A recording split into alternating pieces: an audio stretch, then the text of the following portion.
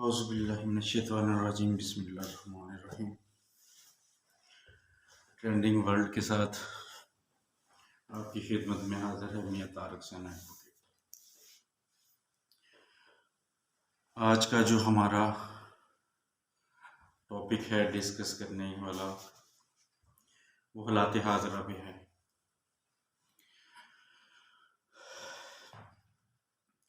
हालात हाज़िरा पे हम अपना तबसरा जो है वो आपकी खिदमत में पेश करेंगे कि आखिर हमारे मुल्क में हो क्या रहा है। हमारा मुल्क किस सम्मत की जानब जो है वो गामज़न है, किस तरफ जा रहा है। हमारा मुल्क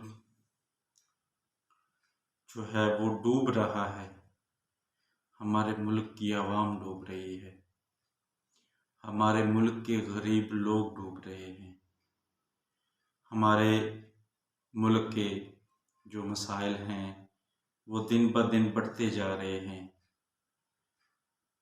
हमारे मुल्क में गरीब खुदकुशियों पे उतर आए हैं।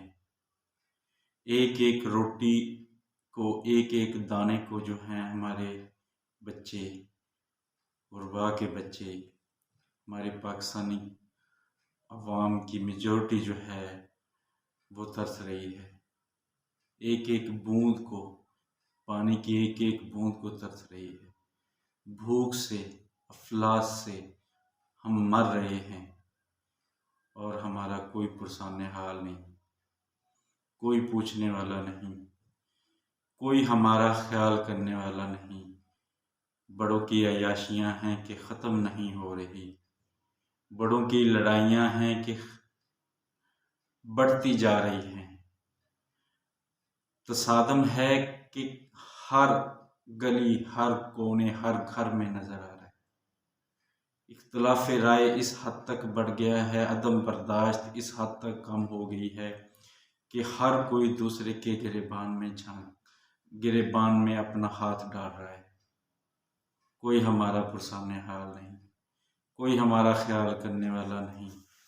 हम जाएं तो जाएं कहाँ। इस सारी सूरत हाल में ये बात करने से पहले आपकी नज़र में चंद अशार जो हैं सेलेक्टेड वो आपकी खिदमत में पेश करना चाहूँगा। फिर हम जो है वो मौजूदा सूरत हाल पे जो हमारे लड़ाइयाँ चल रही हैं पॉलिटिकल, हमारे अदारों में तसादम चल रहा है, उस पर बात करेंगे इंशाअल्लाह। सबसे पहली चीज़ ये नफ़रतों की बातें किसी और दिन पर छोड़ो। ये नफ़रतों की बातें किसी और दिन पर छोड़ो। अभी रब से खैर मांगो। ये नफ़रतों की बातें किसी और दिन पर छोड़ो। अभी रब से खैर मांगो, मेरा देश जल रहा है। अभी रब से खैर मांगो, मेरा देश जल रहा है। इसी तरह एक जो है वो अफ़कारे अलवी है जो आपकी खिदमत में पेश करना चाहूँगा। मुर्शद मैं आज आपको दुखड़े सुनाऊँगा, मुर्शद मैं आज आपको दुखड़े सुनाऊँगा। मुर्शद हमारे साथ बड़ा जुल्म हो गया। मुर्शद हमारे देश में एक जंग छिड़ गई। मुर्शद हमारे देश में एक जंग छिड़ गई।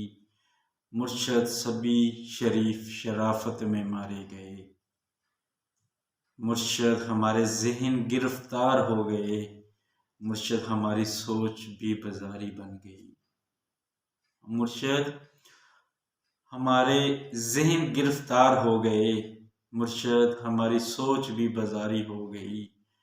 मुर्शद बहुत से मारे गए, हम खुद भी मर गए।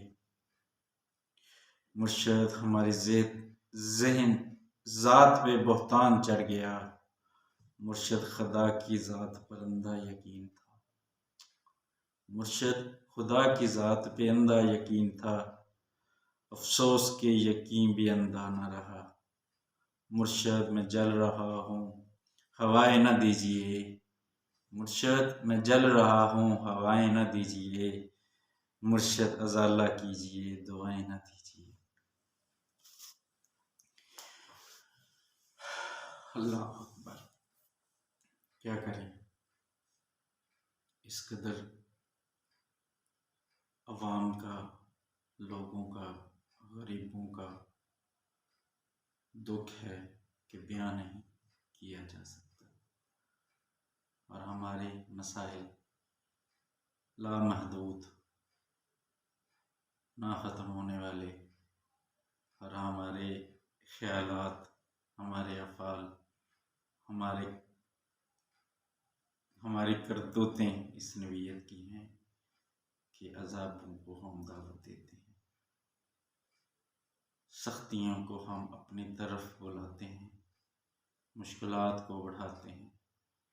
कोई तदारक नहीं, कोई मंसूबाबंदी नहीं, कोई उनको टैकल करने वाला नहीं। हम जा किस जानब रहे हैं, हमें करना क्या चाहिए। आज की जो सबसे बड़ी खबर जो है वो फवाद चौधरी की गिरफ्तारी है। गिरफ्तारी किस बात पे की जाती है कि वो इलेक्शन कमीशन को बुरा भला कहते हैं।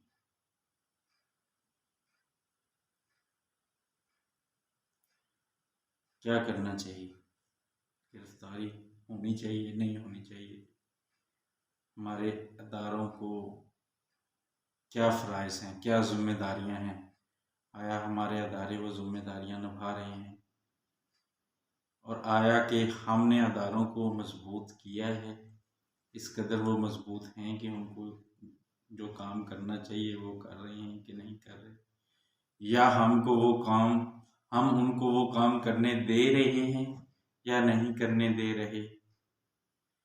देखें, अल्टीमेटली हमें इन पे ही जो है वो भरोसा करना पड़ेगा। अदारों के बगैर रियासत नहीं चल सकती। अवाम जो है वो अदारे नहीं बन सकते। अवाम मुल्क को नहीं चलाती। अवाम ज़्यादा से ज़्यादा अवाम का जो काम है वो नुमाइंदों को मुंतखब करती है।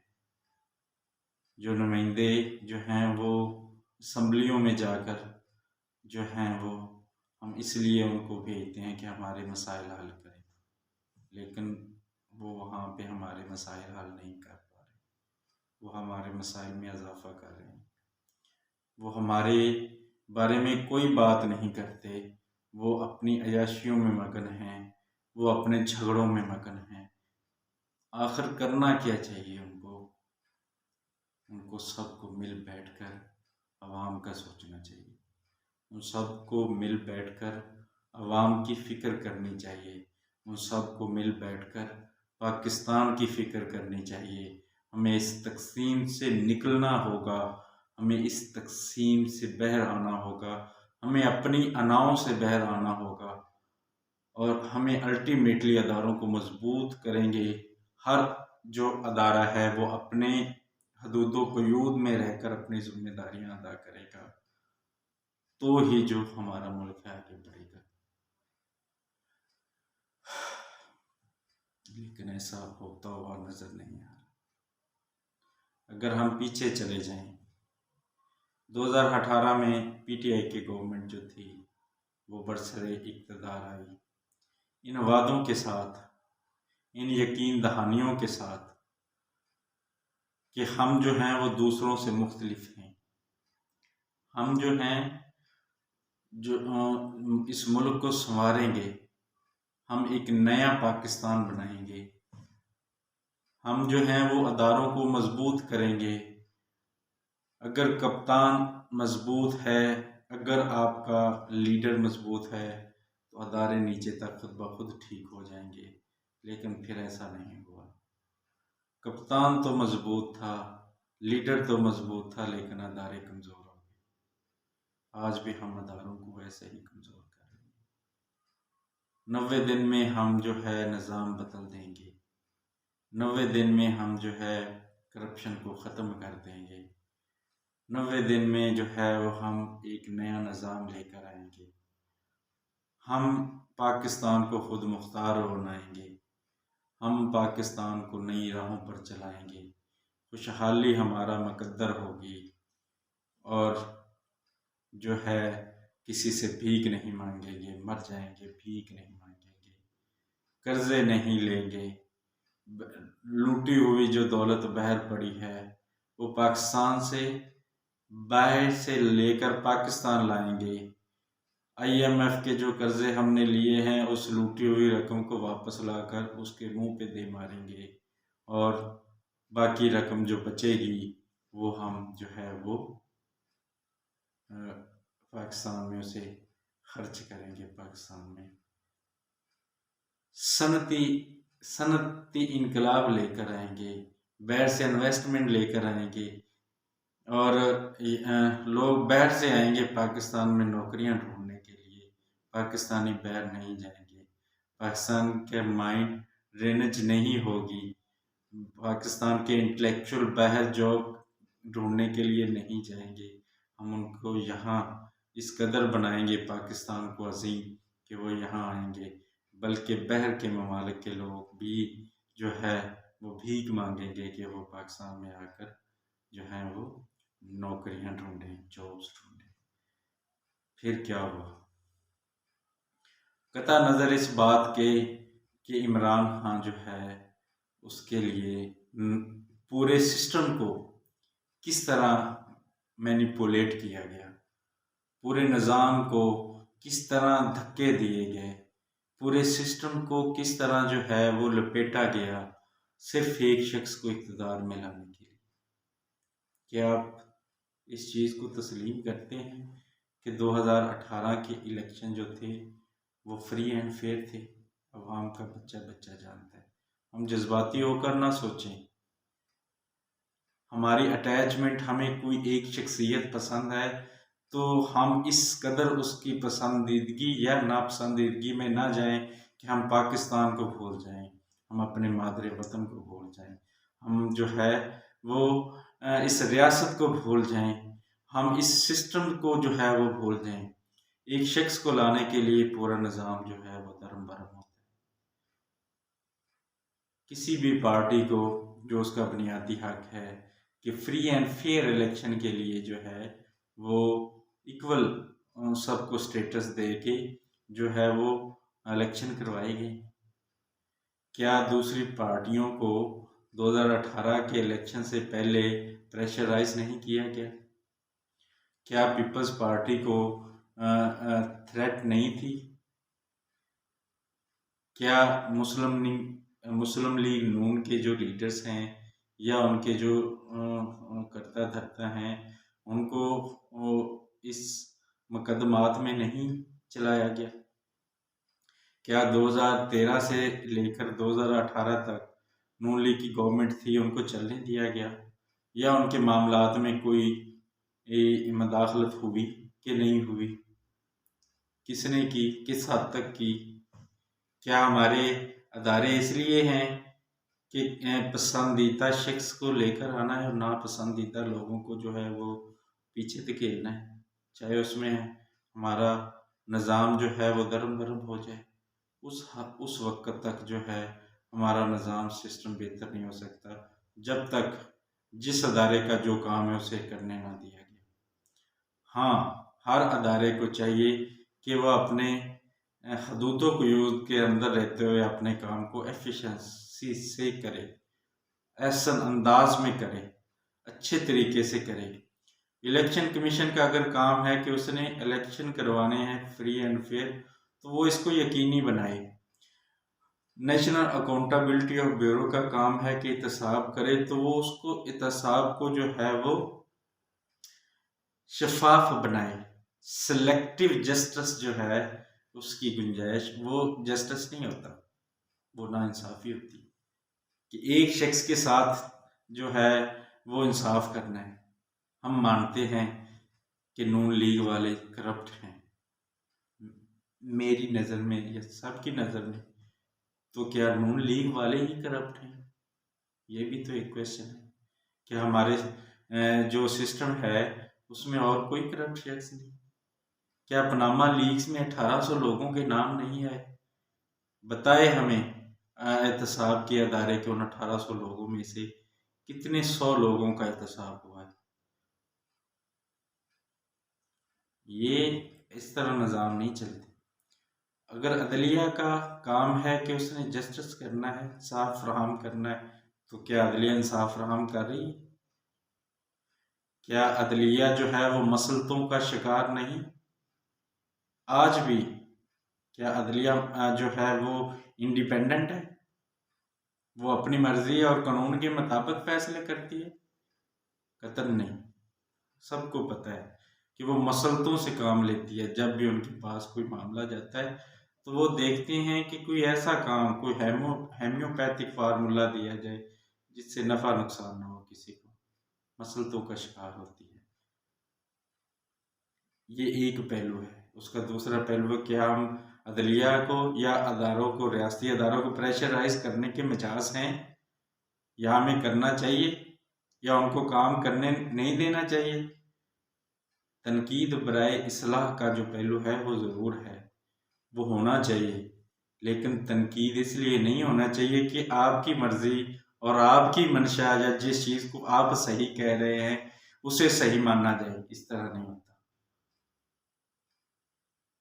इंसाफ के और ही म्यार है। इंसाफ देखते हैं कि इंसाफ देखता है, तराजू तोला जाता है उसमें, और उसमें एक ज़रा बराबर भी जो है वो नहीं ये चीज़ें शामिल होती। तो हमें अदारों को जो है वो अपने काम करने देना चाहिए। जो सियासत करते हैं उनको सियासत करने दें, आज़ादाना तौर पे। हाँ, वो अपनी हदूद में रहें। वो हमारे मुल्क का कोई सौदा ना करे, वो हमारे मुल्क के साथ गद्दारी ना करे, वो हमारी रियासत के साथ जो है वो ऐसा काम ना करे जिससे हमारी रियासत को नुकसान पहुँचे, हमारी रियासत के राजों को फशा ना करे, ठीक है। और जो है वो करप्शन भी ना करे, उनकी अय्याशियों को भी कम किया जाए। क्या सियासतदान या हमारे नुमाइंदे उनको इसलिए मुंतखब किया जाता है कि उनको बड़ी बड़ी गाड़ियों में और बड़े बड़े प्रोटोकॉल दिए जाए? हमारे गरीब मुल्क है, हम रोटी को तरस रहे हैं। हमारा पाकिस्तान का जो है 3/4 हिस्सा डूब गया है। वो एक एक पानी के कतरे को तरस रहे हैं। रहने के लिए घर नहीं, छत नहीं है, बैठने के लिए चारपाइयाँ नहीं हैं, बिस्तर नहीं है, खाने के लिए रोटी नहीं, पीने के लिए पानी नहीं, और सोने के लिए कोई जगह नहीं। और मौसम की शिद्दत देखें। कभी आपने जिन कंबलों में आप सोते हैं उसमें भी आपको सर्दी लगती है, रात को गर्म हीटर चलाते हैं आप, फिर भी जो है वो आपकी सर्दी कम नहीं होती। उस शख्स का हाल सोचें जो एक सैलाबज़दा इलाके में खुले आसमान तले बग़ैर कपड़ों के, चादर के, बग़ैर गर्म बिस्तर के, किसी चीज़ के बग़ैर, किसी चारपाई के वो बैठा है और मुंतज़िर है कि शायद कोई हमारा जो है वो नुमाइंदा, कोई हमारा मसीहा आ जाए और हमें इस मुसीबत से निजात दिलाए। क्या आप सोच सकते हैं कि उनकी ज़िंदगी है? क्या आप सोच सकते हैं कि वो ज़िंदगी गुजार रहे हैं? क्या आप सोच सकते हैं कि वो मौत को तरजीह नहीं दे रहे ज़िंदगी पर, या वो इस बारे सोच नहीं रहे कि इससे बेहतर है कि हम मर जाएं? लेकिन हम हैं कि हमारे झगड़े नहीं खत्म हो रहे, हम हैं कि हमारी तवज्जो नहीं उनकी जानब। हम बाहसीयत मुआशरा भी अपनी जिम्मेदारियाँ अदा कर रहे हैं। क्या हर मुआशरे का, हर ख़ानदान का हर फ़र्द जो है वो इंसाफ कर रहा है? कतई नहीं। हर मुआशरे का हर फ़र्द इसी जो है वो सोच में है कि मैंने दूसरे का किस तरह खाना है। फिर उस मुआशरे में, उस ख़ानदान में और उस मुल्क में जो है वो खुशहाली नहीं आ सकती, वहाँ बरकतें नहीं होती, वहाँ जो है वो नहुसत होती है, वहाँ जो है वो अज़ाब आते हैं, वहाँ पे जो है वो सख्तियाँ ही जन्म लेती हैं, आसानियाँ नहीं होती। इसी तरह हमारा सियासतदानों को जो है वो प्रोटोकॉल लेते हैं, नई गाड़ियाँ लेते हैं हमारे टैक्स के पैसों से, हमारे नाम से लिए हुए कर्जों के पैसों से बाहर जायदादें बनाते हैं। तो इस तरह भी जो है वो मुल्क आगे नहीं बढ़ सकता। इसी तरह अगर सियासतदान अपना काम नहीं कर रहे तो क्या अदलिया अपना काम कर रही है? क्या अदलिया को इसीलिए तनख्वाहें दी जाती हैं, मराहत दी जाती हैं कि आप जो है वो गैर कानूनी कामों को प्रोटेक्ट करें, गलत कामों को प्रोटेक्ट करें, आप मसलतों का शिकार हो, अपने तल्लक न भाएं काजी की जगह पे बैठ के? नहीं, ऐसे भी नहीं। इंसाफ करें डंके की चोट पे। नहीं कर सकते, घर चले जाएं। मेरा नहीं ख्याल कोई ऐसा जस्टिस होगा जिसके, या ऐसा कोई जज होगा जिसकी रोजी रोटी का अगर वो अपना अदालत का मनसब छोड़ दे तो रोजी रोटी के सिलसिले पड़ जाएंगे। ऐसा कोई नहीं होगा। क्या एंटी करप्शन अपना काम कर रही है? क्या दूसरे जो अदारे हैं वो अपना काम कर रहे हैं? क्या कोई शख्स जिस भी जगह पे बैठा है, चाहे वो एक क्लर्क ही क्यों ना हो, वो अपनी जिम्मेदारी निभा रहा है? पैसों के बगैर, रिश्वत के बगैर वो काम कर रहे? नहीं कर रहा।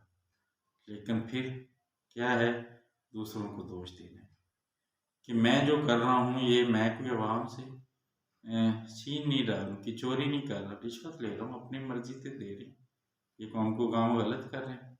ये हमारा म्यार है अखलाकियात का, ये हमारे मुआशरे का। हमारे मुआशरे में इज्जत का स्टेटस क्या है? इज्जत किसको दी जाती है? ईमानदार को, इखलाक वाले को, परहेजगार को, या दौलत वाले को? और ऐसी दौलत जो हराम उसने कमाई उसे दिया जाता है। अच्छी गाड़ी वाले को, चाहे उसने गाड़ी लेते हुए जो है वो कोई 500 लोगों का हक खाया है, उन सबको जो है वो हमने किया है। उसने कौन सा दुखड़ा सुनाए और कौन सा ना सुनाए, क्या करें? अब आते हैं कि हमें मुल्क को चलाने के लिए करना क्या चाहिए। ये तो हमारे मसाइल थे जो आपके साथ डिस्कस किए। सबको मिल बैठ कर जो है वो पूरे निज़ाम को ठीक करना होगा। सबको एक दूसरे के साथ अपनी अनाओं को छोड़ के एक सिस्टमाइज करना होगा। सबको अपने अंदर तहम्मुल पैदा करना होगा, बर्दाश्त पैदा करना होगा। एक छोटा सा सवाल है, क्या तरीके इंसाफ 4-5 माह के लिए या 6 माह के लिए जो है वो अपनी गवर्नमेंट ना छोड़ती और पंजाब में और सरहद में अपनी गवर्नमेंट चलाती, अपने सूबे के लोगों को डिलीवर करते अपने वसाइल में से, तो कोई क़यामत नहीं आ जानी थी, कुछ भी नहीं होना था।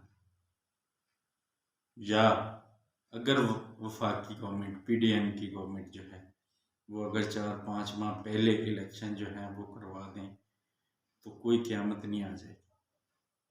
अवाम का हक है ना, उसे दें। कि आप किसको पसंद करते हैं, किसको ना पसंद करते हैं। अगर वो नौली को पसंद करती है तो वैलन को दोबारा आ जाए गवर्नमेंट। अगर वो नहीं पसंद करती तो कोई आपके पास ऐसी चीज़ नहीं है कि 8 माह में आप ऐसी तब्दीलियाँ ले आएंगे कि अवाम जो है वो आपको दोबारा सरों के ऊपर बिठा ले, ताज पहनाएगी आपको। मुमकिन ही नहीं है। हालात जिस जानब जा रहे हैं, आप गलत रास्ते पर जा रहे हैं। और इस तरह की सिचुएशन में अगर कोई जो अदारा है वो इंटरप्ट करता है तो वो पाकिस्तान का सबसे बड़ा दुश्मन अदारा है, वो सबसे बड़ा गद्दार है। किसी भी रियासत को इस जानब जो है वो नहीं लेकर जाना चाहिए, तसादुम की जानब, जहाँ पे पूरी आवाम का रियासती अदारों से जो है वो इत्मीनान उठ जाए। और दूसरी जानब जो हैं वो सियासतदानों को भी रियासती अदारों के ऊपर बद कलामी करते हुए 100 बार सोचना चाहिए कि वो रियासती अदारों को जो है वो गंदा करके कमज़ोर कर रहे हैं। अगर रियासती अदारे कमज़ोर हैं तो रियासत कमज़ोर होगी, मजबूत कभी नहीं होगी। कभी जो है वो एक अपने पाँव पे खड़े होने वाली रियासत नहीं बन सकी। या अदारों को ख़त्म कर दें, चलाए एक बंदा बैठ के ऊपर, उस अपनी फौज अपने वो बंदे बनाए जो उसके जो है वो ख्यालात के मुखालफ हो, उसका गला काट दें। तालिबान वाली गवर्नमेंट लेके आई, लाइक उसी तरह की, कि जो उनके खिलाफ इख्तलाफ करे उसका एक ही जो है वो इंसाफ का पैमाना है कि उसकी गर्दन उड़ा दे। इस तरह मुल्क नहीं चलते, मुल्क एक सिस्टमाइज तरीके से चलते, कानून के अंदर रहते हुए काम करके चलते। इलेक्शन कमीशन है, उसे अपना काम करना चाहिए। अगर फ़र्ज़ करें 2 सूबों में जो है वो असम्बलीज डिज़ोल्व हो गई हैं एज़ पर लॉ, तो कोई इशू नहीं, उनमें फ्री एंड फेयर इलेक्शन करवाएं। और दूसरी जानब जो बेजा तनकीद कर रहे हैं प्रेशराइज करने के लिए रियासती अदारों को, वो भी खुदा का खौफ करें, मेहरबानी करें, अपना काम करने दें उनको भी अपना काम करना चाहिए, इनको भी अपने दायरा कार। और ये मतलब हर लिहाज से मैं इस हवाले से पीटीआई से मुखातिब हूँ, ये हर लिहाज से उनके लिए बेहतर है कि वो इस माहौल को ठंडा करें, ना कि इस माहौल को गरमाएं। ये उनके हक में है चीज़। अगर ठंडे दिलो दिमाग से सोचेंगे, आपको एक छोटी सी मिसाल देता हूँ। अगर एक यूनियन काउंसिल का चेयरमैन किसी पोल पे यानी पोलिंग पे अगर वो विन कर रहा है, तो रोल झगड़ा जो है वो हमेशा हारने वाला डालता है कि किसी तरह जो है वो यहाँ पे जो है वो झगड़ा पड़ जाए और तसादम हो जाए और ये जो पोलिंग है ये बंद हो जाए, यहाँ पे वोटिंग ही ना हो, क्योंकि मैं तो हार रहा हूँ, दूसरे को भी जीतने ना दिया जाए। तो इसी तरह मतलब पूरे 2 सूबों में अगर पीटीआई जीत रही है तो उसे चाहिए कि वो बजाय मतलब हारने वालों का किरदार अदा करने की, वो जीतने वालों का किरदार अदा करे, स्मूथ तरीके से जो है वो इलेक्शन होने दे। अगर आवाम उनको चाहती है, आवाम वोट डालती है, तो जो है वो ज़रूर इंशाल्लाह वो दोबारा गवर्नमेंट में आ जाएंगे। लेकिन इस बाबत एक छोटा सा सवाल और भी है कि पहले आप केपी में आपकी 10 साल से हुकूमत है और यहाँ पे भी जो है वो 5 साल होने वाले हैं आपकी गवर्नमेंट में। भाई हमें कारकर्दगी भी बताएं कि क्या किया है आपने। जिस तरह की बढ़ के आप केपी गवर्नमेंट बना के मारते थे कि हमने केपी को जो है वो ऐसा स्विट्ज़रलैंड बना दिया है, तो अब भी वो स्विट्ज़रलैंड ही है। या आप मेट्रो लाइन की एक बनाई थी आपने मेट्रो प्रोजेक्ट और उसका वो जो हाल किया था वही हाल पंजाब में क्या कारकर्दगी है वो भी हमें बताएं। अवाम दोबारा आपको क्यों पसंद करे, क्यों लेकर आए, क्या ऐसा कारनामा सर अंजाम दिया है, बुजदार को बिठाया हमारे सर के ऊपर कि मुसल्लत की है कि पंजाब की गवर्नमेंट आपको दी है, पंजाब के लोगों पे बैठ जाओ और मौजें करो। भाई कौन सा एडमिनिस्ट्रेटर पंजाब, क्या पंजाब के लिए आपके पास कोई अच्छा एडमिनिस्ट्रेटर नहीं था जो पंजाब के अवाम के मसाइल जो है उनको हल करता, यहाँ के अदारों को जो है वो मजबूत करता, उनको उनके हदूद क़ुयूद में रख कर काम करवाता, उनसे यहाँ से जो है वो सिस्टमाइज काम करता, करप्शन ख़त्म करता, लॉ एंड ऑर्डर की अमन अमा की सूरत हाल बेहतर करता, रेवेन्यू के मामला अदालतों के मामला जो है वो बेहतर करता। तो भाई मतलब क्या किया है बताएं, हमारे लिए क्या किया, अवाम के लिए क्या किया। तो मैं नहीं समझता मतलब यहाँ पे कोई मसीहा है जो हमारे दुख दर्द बांटेगा, लेकिन फिर भी इस निज़ाम को चलाना है तो इसको चलाने का तरीका यही है कि जो कानून के मुताबिक जिसकी जो असाइनमेंट्स है उसे वो दी जाए, वो उसको करे। अब मतलब एक छोटा सा सवाल है, क्या इलेक्शन कमीशन जो है वो किसका मुंतखब करता है शख्स, उसको किसने जो है वो इलेक्शन कमीशन ऑफ पाकिस्तान लगाया, आपने लगाया, गलत बंदा लगाया तो भुगतो आप। क्यों लगाया गलत बंदा, इतनी कमज़ोर सिलेक्शन है, जो शख्स जो है वो एक ऐसा शख्स नहीं ढूंढ सकता जो फ्री एंड फेयर इलेक्शन करवा सके और वो कहता है कि मैं पूरे पाकिस्तान को चलाऊंगा। कैसे चलाओगे पूरे पाकिस्तान को भाई?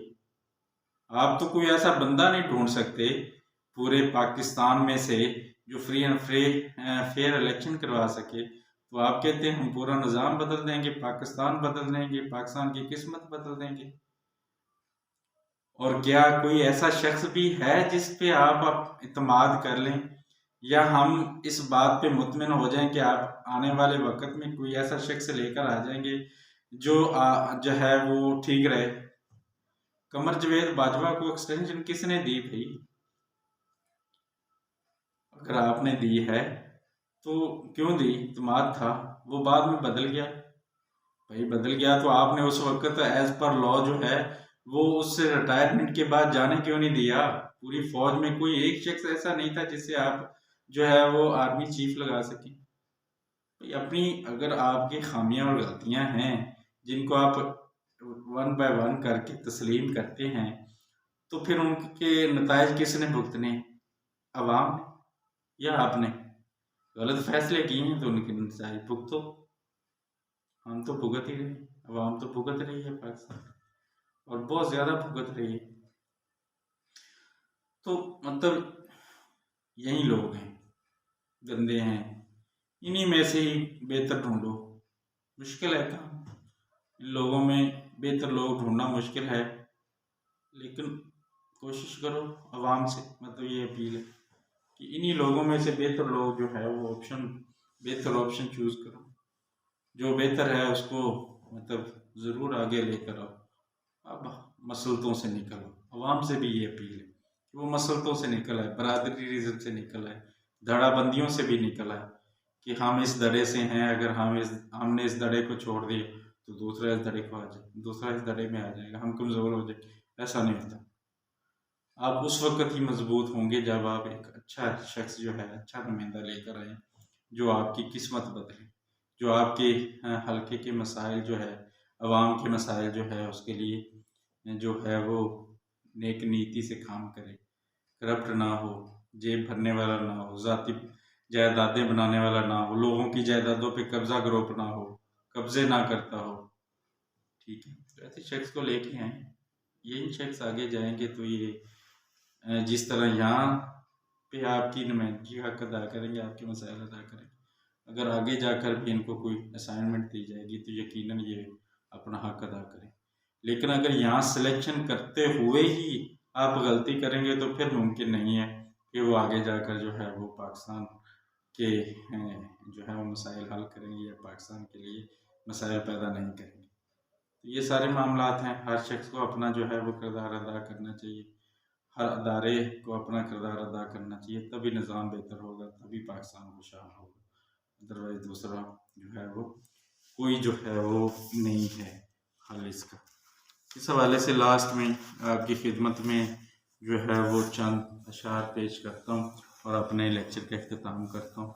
गमों की आग में जल रहा हूँ मैं, मोम की तरह पिघल रहा हूँ मैं, मुझको और ठोकरे न मारो लोगों, मुझको और ठोकरे न मारो लोगों, बड़ी मुश्किल से संभल रहा हूँ मैं, दोस्त और दुश्मन को परखने के लिए नया भेष बदल रहा हूँ मैं, कोई भी शजर साया नहीं देता, कड़ी धूप में चल रहा हूँ। फी मान।